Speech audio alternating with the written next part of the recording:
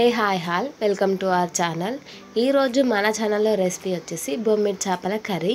ఇది మనకి నీసు వాసన లేకుండా ఎంతో టేస్టీగా ఉండే విధంగా నేనైతే ఈ వీడియోలో చెప్తాను. ముందుగా మనము ఈ ఎండు చేపలకైతే వాటి రెక్కలంతా కూడా తీసేసి మంచిగా చిన్న ముక్కలుగా చేసుకొని ఒకసారి వాటర్లో అయితే మంచిగా కడగండి. ఏదైనా మట్టి కానీ రౌతులు కానీ ఉంటే పోతుంది. ఇలా బాగా కడిగిన తర్వాత ఆయిల్లో మీడియం ఫ్లేమ్లో మంచిగా ఇలా రెడ్గా అయ్యేదాకా వేయించుకొని తీసి పక్కకు పెట్టుకోండి. అదే ఆయిల్లో ఓల్ గరం మసాలా స్పైసెస్ అయితే వేసి అవి బాగా వేగిన తర్వాత ఆనియన్ వేసి బాగా కలుపుకోండి. ఇదంతా కూడా బాగా మగ్గిన తర్వాత ఈ ఆనియన్ అంతా మగ్గిన తర్వాత మనం ఇందులోకి పసుపు అల్లం వెల్లుల్లి పేస్ట్ వేసి ఒకసారి బాగా కలపండి. అల్లం వెల్లుల్లి పేస్ట్లో నుంచి పచ్చివాసన పోయేదాకా ఒకసారి అయితే బాగా కలపండి.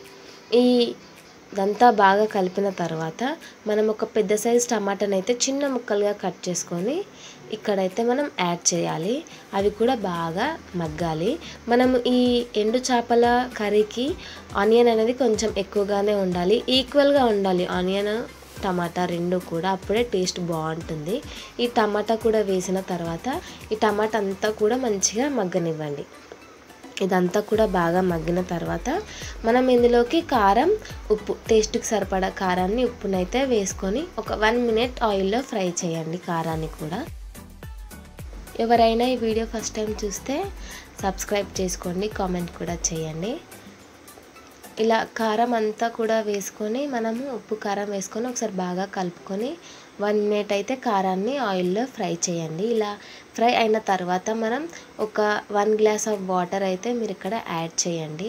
ఒక గ్లాస్ వాటర్ని అయితే పోసుకొని మనం ఆ వాటర్ మంచిగా మసలాలి. ఒకసారి బాగా తెల్లకాయిన తర్వాత మనం ముందుగా వేయించి పెట్టుకున్న చేప ముక్కలను అయితే ఇక్కడ యాడ్ చేసుకోవాలి. యాడ్ చేసుకొని మంటనైతే మీడియం ఫ్లేమ్లో పెట్టుకొని ఒక 10 మినిట్స్ అయితే బాగా ఉడికించండి.